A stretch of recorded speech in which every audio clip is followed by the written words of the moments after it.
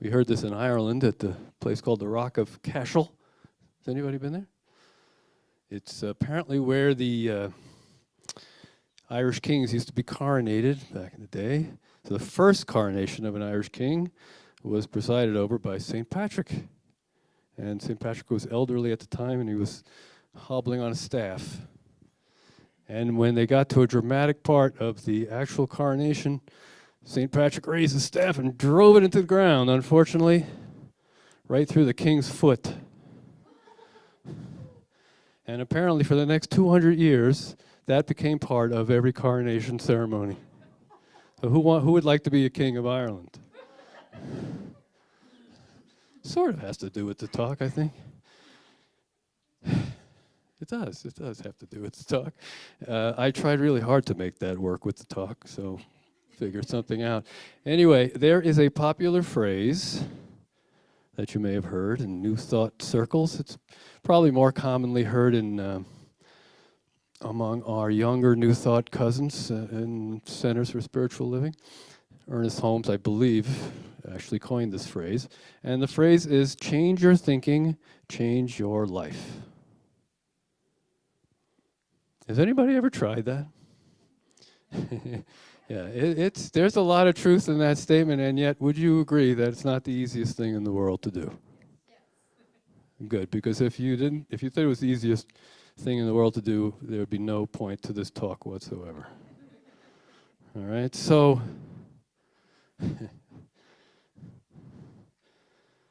the reason that I believe, or the reasons that I believe it's challenging is, first of all, I don't know about your mind, but mine is like sometimes a thought factory. And the assembly line runs 24/7, pretty much. Maybe it is just my mind. And that assembly line goes really quickly. It reminds me sometimes of the chocolate factory that Lucy and Ethel worked in. You remember that episode? The chocolates were coming out, and they were supposed to be boxing them and stuff, and they started coming out too fast, and they couldn't box them in time, so they started stuffing a bunch in their pockets, eating a bunch of them, and the rest of them just like flew off the table as they stressfully watched. And to me, that's a tremendous metaphor for my mind sometimes. So that's one thing that makes changing our thinking difficult. It's all happening rather quickly. The other thing is, again, I don't know about your mind, but I have noticed my thought factory assembly line comes often without any quality control. There are beautiful gems that come directly from source. There are some that are rather neutral, and there are some that are absolute rejects. There are some that never should have come out on the assembly line. Excuse the should. There are some that apparently come from the most fearful parts of my reptile brain. Yes? And there's one other thing that makes it difficult. Scientists estimate that you and I have something like 65,000 thoughts a day. Can you imagine somebody counting them?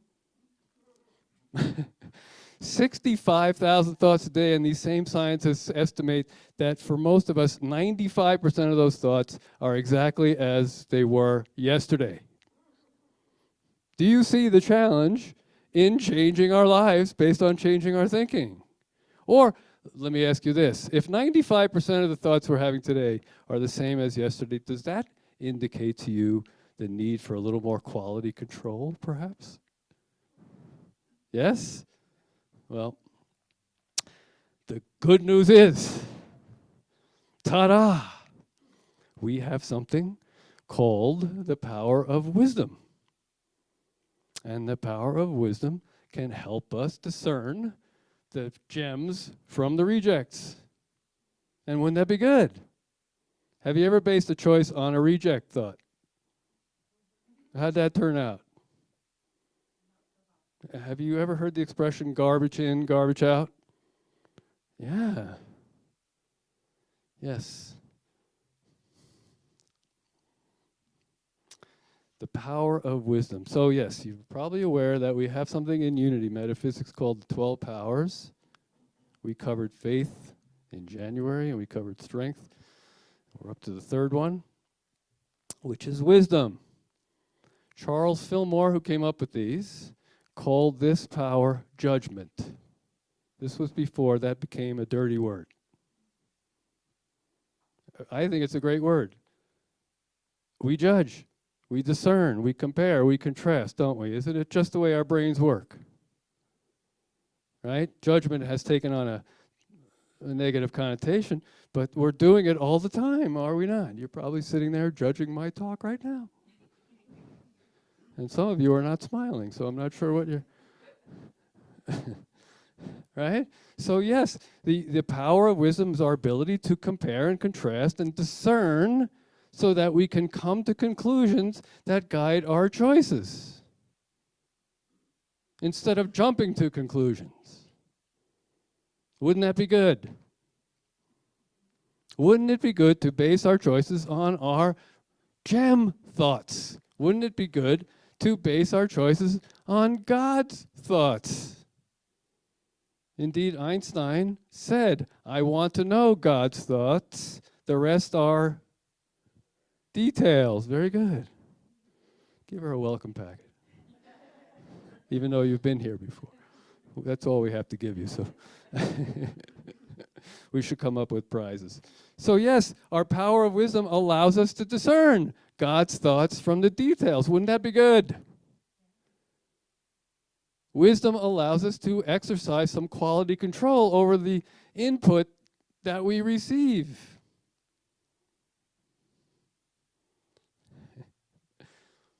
And again, this is rather important because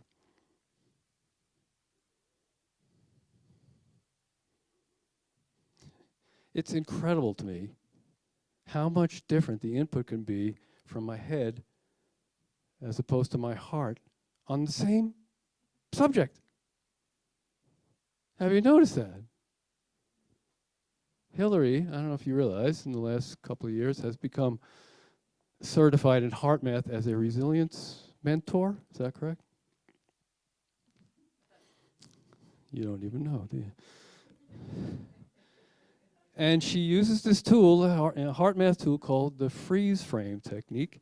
And essentially the freeze frame technique is you think about your current thoughts and feelings about a certain issue or challenge or problem you're having, right? And maybe you write down some of your thoughts about it, your current outlook on it, your current perspective. And then she'll lead you through a couple of minutes of heart-centered breathing like she has led you through here many times in meditation. And then you ask your heart for a different strategy or a different perspective on the same issue. And every single time I have done this, I get a completely different answer than my head gave me. And 99% of the time, it's way better. It is way better. So, if you haven't guessed it already, I believe that our heart is the spokesperson for God's thoughts.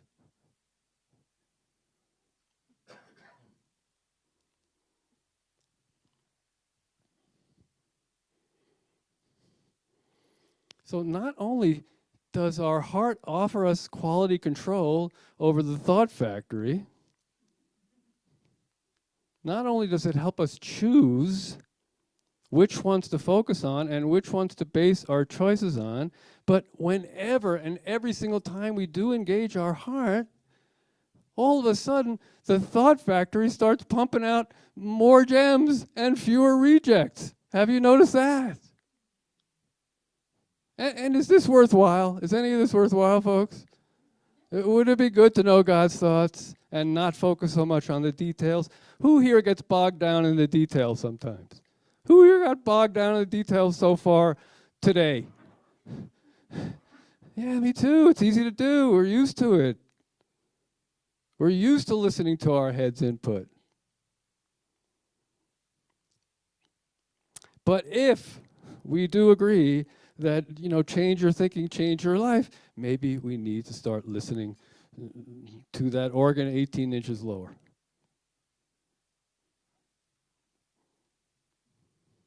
Yeah. Which, very early in the game, I must say, brings us to the practical part of today's talk, which is once we have decided to exercise more quality control, how do we know? Whose voice is whose? Which is the voice? Which is God's thought? Which is the detail? Which is my heart speaking? Which is my head speaking? Does anybody have that question? Because I get this question from people all the time. How do I know? How do I know which is which? Well, I don't know. I mean, I know for me, it's hard to talk about this because it's rather a subjective thing, yes? And we have a unique way of discerning these things, but I have some things that work for me, so maybe they'll work for you, okay? First of all, God's thoughts feel better. They feel better.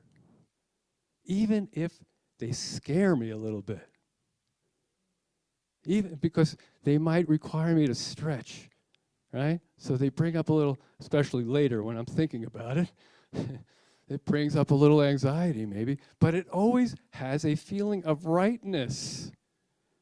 And for me, that shows up in different ways. Sometimes it feels like, I don't know if you've ever lost your wallet for a few weeks and all of a sudden you're engaged in something and you go, oh, I know where it is. That feeling. Or like a key, you're trying to find the right key for a lock, and all of a sudden that key just fits and turns. These are just different ways of describing a very subjective thing. Maybe you've had that experience. Okay? Because, the best and biggest decisions I think I've ever made in my life, I did not make by applying some kind of formula or equation. How about you? I didn't figure it out. I didn't compare pros and cons. It just came to me. It just felt right. Like marrying this woman here. Like this one.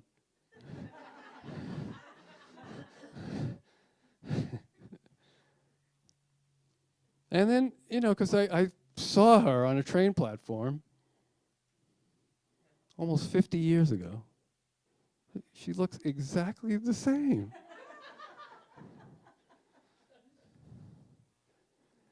And I fell in love then, and then when I got to know her, I fell in love again. And again, this and this feeling that came over me was, irrefutable, even though it scared me. Mostly because she scared me. Or when I decided to stop charging people fees in my chiropractic office and put a box on the desk and let people pay the most they can. Nobody told me to do that. In fact, everything in my head was saying, what, are you crazy? But it felt too right to deny. Or I'm at Denise Schelling's going away party, who was the minister here for 4 years. She left in, I think, 2005. We're at her party, and I get this message. You are going to be the next spiritual leader at Unity at the Lake. And I'm like, is there anybody else up there?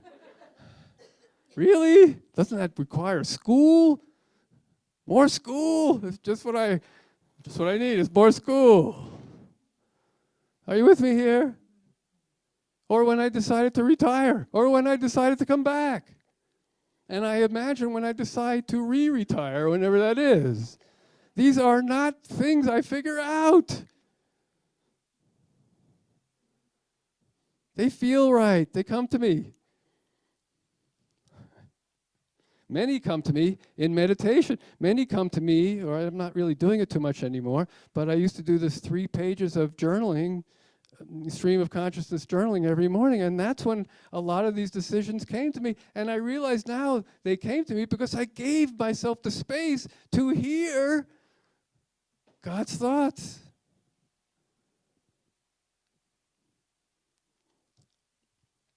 Some more ways I tend to use to discern God's thoughts from the details is God's thoughts tend to be win-win. God's suggestions tend to serve everybody involved, not just me, and not just everybody but me.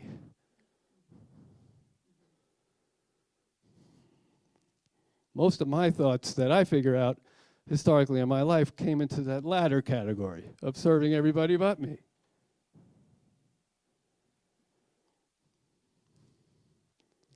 What else? Oh, this is a good one. Yes. When my God self speaks to me, I never hear the word should. If you hear the word should, you can be pretty clear where that thought's coming from. Reject. God does not should on you or me. No, God's thoughts are always encouraging. They're always empowering. They're always consistent and congruent with my values. Mine? Not so much. Never about limitation. Never about why I can't or shouldn't. These are good clues here, folks. You should be taking notes. Excuse the should. And when my God self speaks, I feel my heart opening.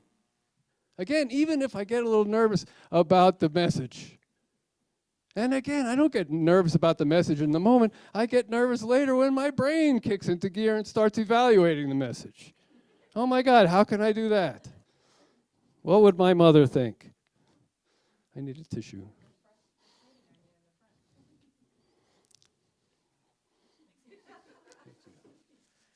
Yeah, you're scary, but you're cool. I think I'll fall in love with you again. Yeah. Yeah. When I hear God's thoughts, it makes it easier to breathe.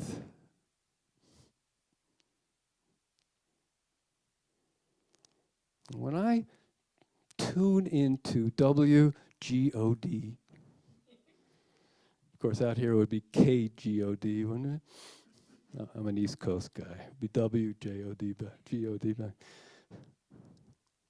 When I tune in to that voice, I feel more godlike. I feel stronger. I feel more powerful. I feel more loving. I feel more connected. I feel more comfortable in my skin. I feel more resilient. I feel more of a sense of more than enoughness. Yeah. And on the other hand, my head's contributions to the assembly line, pretty much the opposite. Pretty much the opposite. In fact, that cartoon that we put in, the weekly update, Charlie Brown's words, are pretty indicative of the kind of thoughts my head comes up with. Did you guys see that, by the way? No, did anybody not see it? You're allowed to admit it. Yeah. It's essentially Charlie Brown cartoon where he says, sometimes I lay awake at night and ask, where did I go wrong? And a voice comes to me saying, this is going to take more than one night. Yeah. Reject, by the way. Yeah. So this all might sound simpler, I hope. Does it sound a little simpler? I'm hoping it sounds a little simpler. But again, maybe the last challenge is, for me anyway, when my educated mind, when my brain talks to me, it tends to be loud. Especially when it's screaming at me about something, right? Whereas my God voice is subtle, it's quiet. That's why a lot of people have called it the wee small voice. So it requires us, if we do want to change our thinking, to change our life, if we do want to become more skillful with our power of wisdom, then we need to carve out some space and time for stillness, especially in this noisy and hectic world. We have to enter the stillness to hear this voice. And of course, I'm preaching to the choir here. I know you all do this, but maybe this will inspire you to do it a little more. Because for me, it's a really small price to pay. It's such a small price to pay. By the way, like most of the things that I recommend doing to you, it's not torturous. It's not horrible. You're not going to get quiet for a few minutes and call me up on the phone and say, "Why did you tell me to do that? That was awful." Try it. And maybe try it a little more, because again, if we want to discern, if we think it's important to tune into WGOD or to KGOD for that matter, if we think it's important to base our choices and change if we want to change by changing our thinking, I don't know a better way. And it is a small price to pay. We all have this. We all have the power of wisdom. We all have all the 12 powers. That's the cool part of it. The 12 powers are just ways of knowing God more fully. It's like if you take the white light of God and shine it through a prism and you get 12 different colors. That's the 12 powers. In fact, they all have colors associated with them. Yellow is for wisdom, which is meaningless. But it indicates that all you got to do is trace any of these colors back to the source, and guess who you find? Beautiful. And the way we trace them back to the source is just by, Charles Fillmore said, quickening them. We already have them, but maybe we haven't dusted them off in a long time, or maybe we haven't practiced. Maybe we haven't expressed them. Maybe we're not as skillful with using them as we possibly can be. It's beautiful. It gives us a focus. And when we apply this power of wisdom that we all have, again, even just a little more, even just a tiny bit more, it will bring us a whole bunch of gifts. It'll bring us more clarity. It'll bring us more ease. It'll bring us more of a sense of enoughness. Wouldn't that be nice?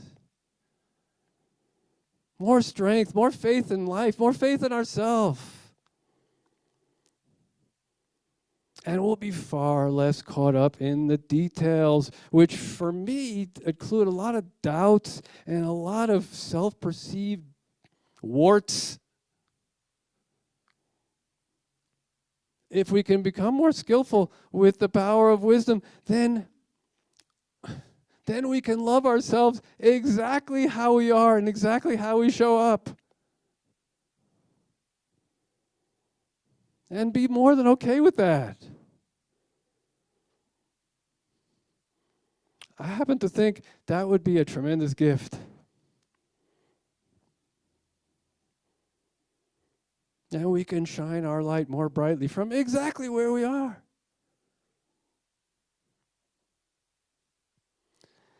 We are each indeed an oasis of love, peace, abundance, and joy. And I think we deserve every bit of fruit that oasis has to offer. What about you?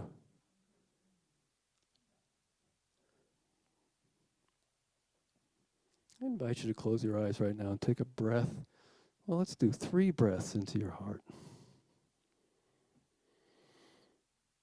In and out of your heart. That's 1. 2 more.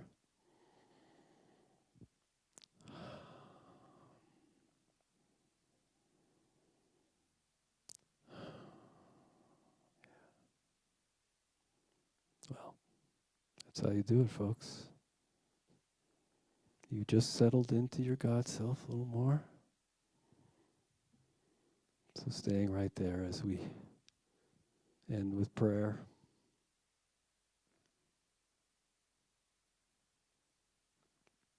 Precious Spirit of love, thank you. Thank you for your voice of love, your win-win voice that speaks to me no matter how many times I've ignored it or forsaken it or simply not heard it over all the hustle and bustle. Thank you for continuing to sing through me, to speak through me, to love through me, and through everyone else here. Thank you, God, for the power of wisdom so we can know your thoughts.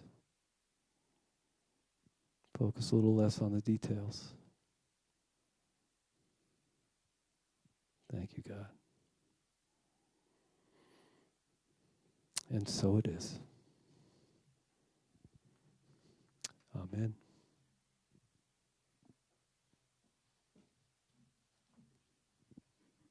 Thank you, Stu.